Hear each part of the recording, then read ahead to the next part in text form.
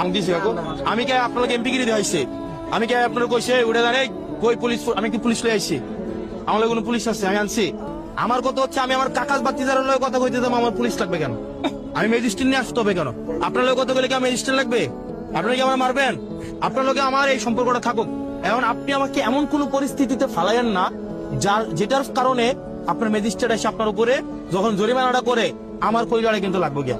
আপনারা যদি 1,000-3,000 টাকা জরিমানা করে আপনি বেসিনি কয়টা ডেলি আপনি যদি দোকানটা উঠাইয়া দেয় মালটি যদি লয়ে জায়গা উপজেলার মধ্যে আপনি কয়টা বেসেন কোন আপনি তো তখন আমার কাছে আইবেন আমার আবার তখন আবার রিকোয়েস্ট করতে হতো সিলেট হাইওয়ে এটা এমনি এখানে রাস্তাঘাট করবে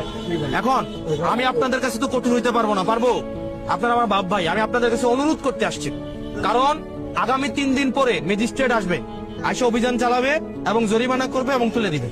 আমি ওনার কাছ থেকে 3 দিনের সময় নিচ্ছিলাম এই 3 দিনের মধ্যে আপনারা সবাই এই যে এখানে যা যা আছে এগুলো সব ছেড়ে দিয়ে আপনারা জেলা পরিষদে চলে যেতে হবে